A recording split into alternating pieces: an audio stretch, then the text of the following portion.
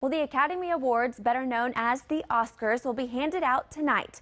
And another year of debate will go on. Why didn't so-and-so get an Oscar? Why didn't they get nominated? Well, Connor Bowles explains the method to the award show madness. Every year, the best in Hollywood. Now this year, 8 films are nominated for Best Picture. The most on any given year is 10.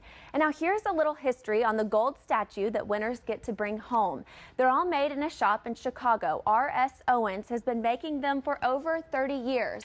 Joseph Petrie, the designer engineer, says there's one mold that's used. Each is engraved with its own serial number. From beginning to end, the process takes about 10 days. Each ends up being 13.5 inches tall, weighing 8.5 pounds. Once complete, they're flown under guard to Los Angeles. And here's a little Oscar trivia. How much do you think each of those Oscar statues is worth? I can't look at the screen because it's going to tell me. I would say, I know you told me last hour and I can't remember. A little higher than you thought. How much? 500? 900. 900. So you are so close. But once that award is given, the value can skyrocket. Here's another bit of Oscar trivia. The most ever paid for an Oscar was $1.5 million in 1999. Not too shabby for a little gold guy. I know, right? Wow. And that was for the 1939 Best Picture Award for Gone with the Wind. Look at And you know who bought it? Who? Michael Jackson.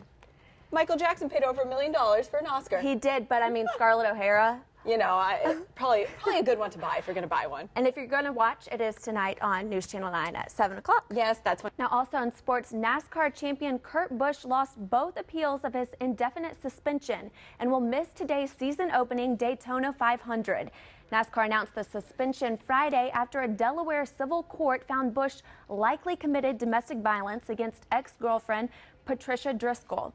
Busch has not been charged with a crime. His initial appeal was denied by a 3-member panel. The second request for reinstatement was heard yesterday by NASCAR's final appeals officer and also denied.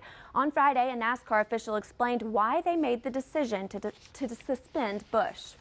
As we stated last year, NASCAR fully recognized the serious nature of the specific situation involving Kurt Busch and really the broader issue of domestic violence.